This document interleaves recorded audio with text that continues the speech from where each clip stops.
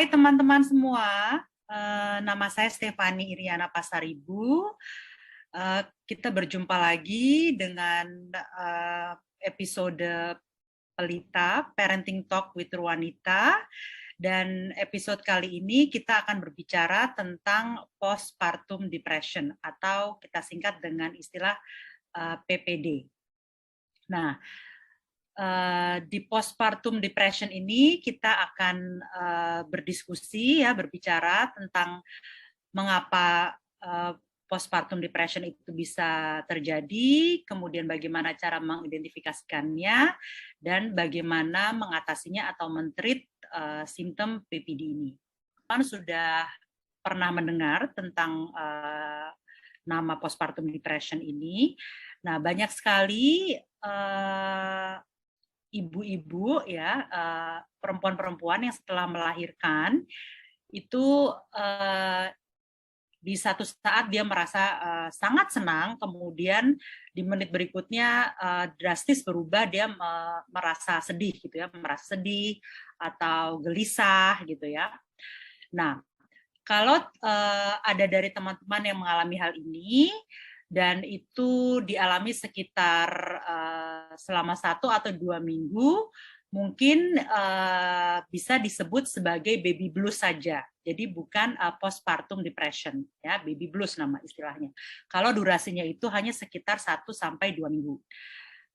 Nah, tapi jika berlanjut atau kemudian perasaannya itu perubahan emosinya itu terjadi lebih dari 2 minggu dan lebih intens ya rasanya, maka itu bisa dikatakan sebagai suatu bentuk gangguan mood atau mood disorder, dan itu disebut sebagai postpartum depression. Nah, postpartum depression ini bisa terjadi kapan saja, ya, kapan saja dalam tahun-tahun pertama setelah seorang perempuan itu melahirkan anaknya. Tapi biasanya terjadi itu dalam beberapa minggu setelah seorang perempuan itu melahirkan anaknya. Nah, kebanyakan itu atau rata-rata itu mengalami hal ini adalah sampai 6 bulan setelah mengalami kelahiran, ya, melahirkan anaknya tersebut.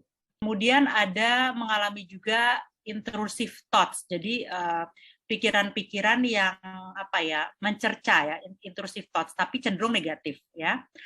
Kemudian ada pikiran-pikiran untuk menyakiti anak yang baru lahir, bayinya, atau juga menyakiti dirinya sendiri.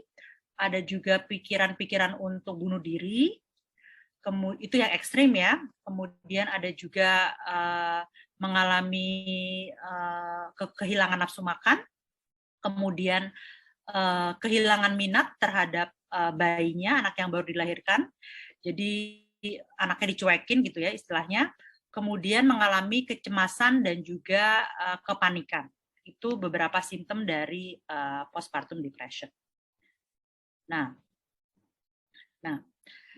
postpartum depression ini dapat membuat perempuan-perempuan yang baru saja melahirkan ini mengalami kecemasan, kemudian restless ya, gelisah, kemudian merasa kelelahan yang berlebihan, dan juga merasa dirinya tidak berharga. Nah, ada juga kesadaran bahwa jadi ibu-ibu ini ada yang mengalami kalau mereka punya pikiran bahwa mereka akan menyakiti bayinya, mereka sadar bahwa mereka punya keinginan untuk menyakiti bayinya atau menyakiti diri mereka sendiri, ya. Nah, bedanya dengan baby blues, kalau tadi baby blues itu bisa dalam hitungan hari gitu ya, itu bisa hilang begitu saja. Nah, tapi kalau postpartum depression itu enggak, ya. Jadi gejala-gejalanya itu berkembang lebih semakin lama semakin lebih serius, semakin lebih menggelisahkan gitu. Kalau tadi misalnya cuma gelisah, kemudian dia nggak bisa makan, nggak bisa tidur gitu kan. Tapi kalau kemudian kalau postpartum depression itu akan bertambah serius gejalanya gitu. Misalnya dia punya keinginan untuk menyakiti dirinya sendiri atau menyakiti bayinya gitu kan. Dan fungsi-fungsi sosialnya dia justru tidak dapat dilaksanakan dengan baik. Jadi misalnya dia tidak mau berinteraksi dengan teman-temannya, kemudian tidak punya interest terhadap bayinya sama sekali. Nah, itu postpartum depression. Tapi kalau baby blues itu tanda-tanda itu ada, tapi bisa hilang dengan sendirinya begitu saja dalam kurun waktu maksimal 2 minggu, ya kan? Itu bedanya baby blues dengan postpartum depression. Nah, penyebabnya apa sih postpartum depression ini? Nah, postpartum depression ini penyebabnya ada yang disebut dengan penyebab biologis. Jadi, setelah seorang ibu melahirkan anaknya, itu ada 2 hormon, saya lupa hormon apa. Ada 2 hormon yang dia tuh tadinya ketika dia punya bayi, mengandung, itu tuh tinggi, ya. Tinggi. Nah, kemudian setelah dia melahirkan anak, itu drop langsung. 2 hormon ini. Nah, jadi ada perubahan dalam konteks tingkat hormonnya. Jadi sudden change in hormone levels, ya. Itu yang pertama, itu faktor biologis yang pertama. Kemudian yang kedua itu poor diet. Jadi dia mungkin pola makannya tidak baik atau kurang baik, ya.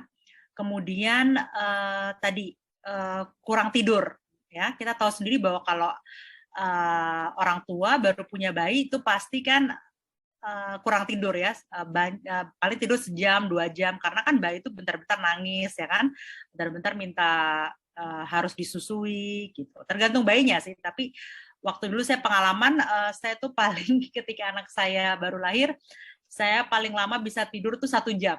1 jam aja itu udah bagus ya, bisa tidur tanpa terganggu, ya, tanpa terputus gitu loh. Tapi kan ya itu tadi, bayangin 24 jam harus mengurus bayi, ya kan, itu sangat melelahkan bagi ibu yang baru saja melahirkan. Kemudian juga bagi ibu-ibu yang melahirkannya dengan metode sesar, itu juga ada rasa sakit yang harus dia yang harus dia derita selama beberapa minggu ataupun bulan, ya kan, karena kan tidak melahirkan secara alami. Nah, itu ada rasa sakit yang ditimbulkan. Kemudian yang kedua adalah, penyebab yang kedua itu adalah stres, ya, stres. Jadi penyebab stresnya itu adalah karena ada perubahan lifestyle yang terjadi secara mendadak. Jadi misalnya yang tadinya orang tuanya itu atau perempuannya itu perempuan yang bekerja misalnya, nah dengan adanya kehadiran anak, terutama kehadiran anak yang pertama, tiba-tiba lifestyle-nya berubah. Tiba-tiba lifestyle-nya berubah, kemudian dia harus 24 jam mengurus anak. Itu kan sudden change in lifestyle-nya dia, dan itu sesuatu yang berat, ya. Kemudian yang kedua adalah dukungan dalam konteks pernikahan, ya kan. Jadi kita tidak tahu kondisi dari setiap rumah tangga itu seperti apa, tapi marital support baik itu dari pasangan ataupun dari mungkin keluarga besar itu bisa saja mengalami perubahan, dan itu bisa menimbulkan stres. Nah, kemudian yang ketiga adalah ekspektasi sosial, dari lingkungan sosial. Misalnya seorang ibu ketika baru saja melahirkan anaknya itu harus merasa happy, gitu, harus bahagia, gitu, harus perhatian dengan anaknya. Nah, ekspektasi sosial ini yang dari lingkungan terdekat, terutama dari significant others, itu bisa membuat seorang ibu yang baru saja melahirkan anaknya bisa merasa stres, ya. Itu jadi tadi ada penyebab biologis, ada penyebab stres, ya, stresor tertentu.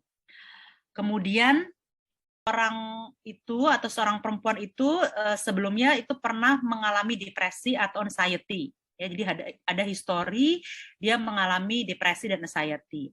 Atau bisa juga bukan dirinya sendiri yang mengalami itu, tapi orang tuanya misalnya atau saudaranya. Nah, itu maka risk factor-nya untuk mengalami postpartum depression akan menjadi lebih besar. Kemudian yang kedua itu jika dia merasa stres selama episode kehamilan, ya. Jadi dia mengalami peristiwa-peristiwa yang stressful selama perempuan tersebut hamil. Itu bisa menjadi risk factor. Kemudian yang ketiga, risk factor yang ketiga adalah jika dia mengalami masalah. Jika dia mengalami masalah pada kehamilan sebelumnya, atau dia mengalami masalah pada saat dia melahirkan. Kemudian yang keempat, yaitu jika ternyata kelahirannya itu prematur, atau ternyata kelahirannya itu complicated, ya. Jadi ada isu-isu kesehatan yang membuat kelahirannya complicated. Itu bisa menjadi salah satu risk factor-nya. Kemudian tadi seperti saya bilang, jadi ada perempuan-perempuan yang sudah mempunyai history of postpartum depression. Nah, itu risk factor-nya semakin besar bahwa dia akan mengalami postpartum depression lagi. Itu bisa berbagai macam stressful life events tadi, misalnya dia tinggal dengan mertua, kemudian hubungan dengan mertuanya tidak baik, misalnya kan. Kemudian kecemasan-kecemasan, misalnya bagaimana harus mendidik anak dan lain sebagainya, itu banyak. Itu juga bisa menjadi risk factor. Kemudian illness, misalnya ibunya itu bukan seseorang yang sehat secara jasmani, dia punya penyakit-penyakit terdahulu yang sudah dia alami, itu bisa menjadi risk factor juga. Di antaranya yaitu diabetes dan tiroiditis. Jadi menurut penelitian, orang-orang yang mempunyai dua penyakit ini, diabetes dan tiroiditis, itu punya risk factor yang lebih besar untuk mengalami postpartum depression. Nah, perempuan-perempuan yang depres selama masa kehamilan, ya maka dia juga mempunyai risk factor yang lebih besar untuk mengalami depresi setelah melahirkan. Ya, jadi berkorelasi antara depresi yang dialami selama periode kehamilan dengan depresi yang akan dialami setelah melahirkan. Jika ada teman-teman yang mengalami hal ini, maka sebaiknya segera segera bertemu dengan psikolog atau mungkin general dokter dulu kalau di luar negeri, ya kan, baru kemudian akan di-refer ke psikologis atau psikiatris. Nah, biasanya psikologis atau psikiatris ini melihat kasusnya, masing-masing kasus. Kalau ternyata memang anxiety-nya atau depression-nya cukup serius, maka sebelum dilakukan counseling akan diberikan antidepressants. Jadi antidepresan ini fungsinya adalah untuk meningkatkan emosinya terlebih dahulu, sehingga emosinya, moodnya itu naik. Nah, setelah naik normal, baru bisa diajak bicara, baru bisa dilakukan konseling. Konselingnya macam-macam bentuknya, bisa cognitive behavioral therapy. Jadi itu kalau cognitive behavioral therapy ini adalah tujuannya adalah untuk mengatasi pikiran-pikiran negatif. Jadi teman-teman atau klien dari psikolog atau psikiaternya ini akan diajak untuk berpikir secara lebih rasional, ya. Jadi pakai kognisi, jadi berpikir secara lebih rasional untuk mengatasi pikiran-pikiran negatif yang dimiliki.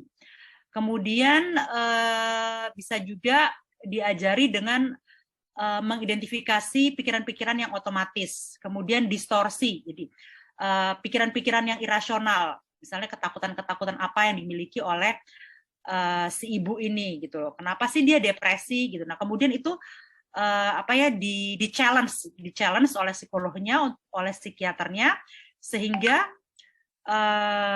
si klien atau perempuan ini menyadari bahwa itu adalah distorsi kognisi, distorsi pemikiran gitu ya. Kemudian juga assumption dan belief yang negatif itu juga di-challenge, sehingga dia menyadari bahwa assumption dan belief-nya itu tuh tidak tepat atau tidak benar, sehingga tidak perlu merasa cemas ataupun depresi, begitu misalnya. Kemudian group counseling support, ya. Jadi teman-teman bisa join group counseling atau group support, di mana orang-orang yang mengalami hal yang sama itu akan berkumpul, kemudian akan diberikan konseling, mendengarkan cerita-cerita mereka, sehingga merasa bahwa tidak sendirian mengalami hal ini, dan kemudian juga mendengar bagaimana masing-masing itu mungkin berhasil mengatasi postpartum depression, dan kemudian belajar satu sama lain bagaimana cara mengatasinya, sehingga teman-teman tidak merasa sendirian. Itu salah satu tujuan dari group counseling atau group support, ya. Kemudian nanti bahwa postpartum depression ini akan mempengaruhi anak, ya. Jadi akan sangat berbahaya jika postpartum depression ini jika tidak segera diatasi atau jika tidak segera ditanggulangi, ya.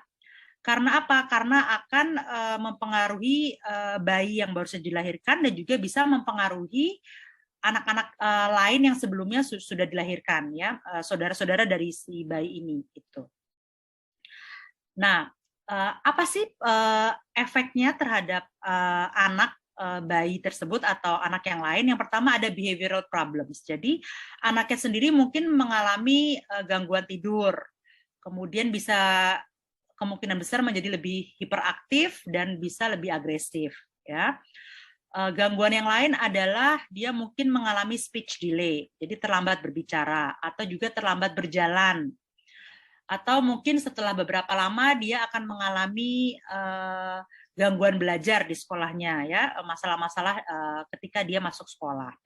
Kemudian ada juga bisa mengalami social problems. Jadi misalnya si anak menjadi sulit untuk membangun relasi sosial atau relasi pertemanan dengan teman-temannya.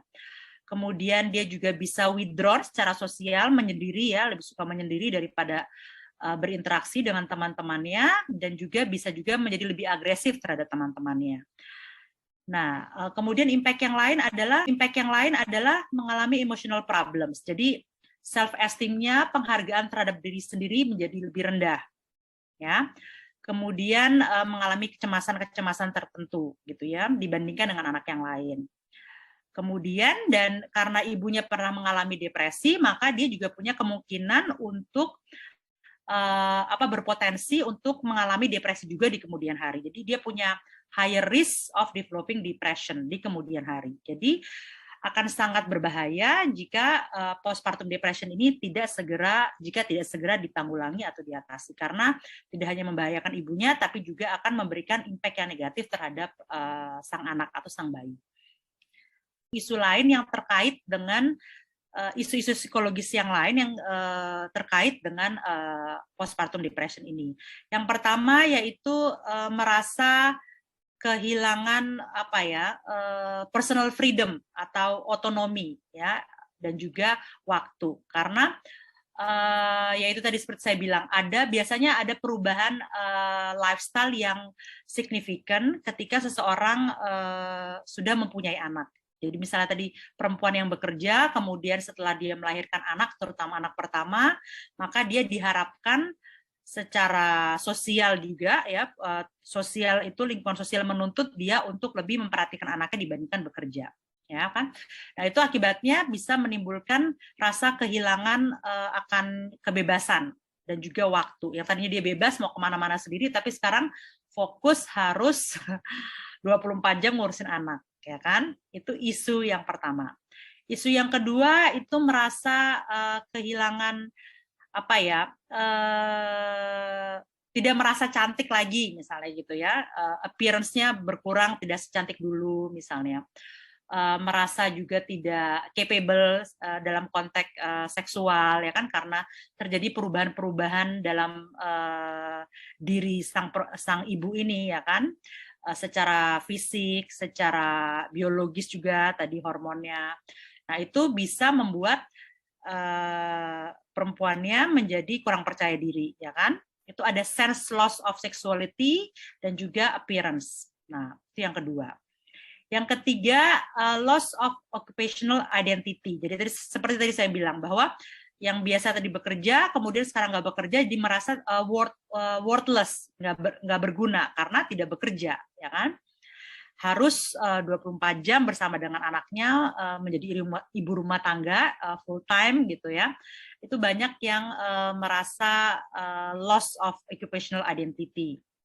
Kemudian juga merasa guilty kalau misalnya dia punya keinginan untuk kembali bekerja padahal anaknya masih bayi gitu. Nah, itu juga merupakan salah satu sumber stresor tersendiri bagi perempuan yang baru saja melahirkan. Kemudian ada juga merasa kehilangan power, loss of power, ya kan, karena pada akhirnya misalnya perempuannya bekerja, dia akhirnya secara finansial harus tergantung kepada suami, misalnya yang bekerja, yang tadinya dia punya uang sendiri, punya gaji sendiri, sekarang karena mengurus anak tidak bisa punya penghasilan sendiri, sehingga dia ngerasa powerless, tergantung kepada suami. Itu loss of power.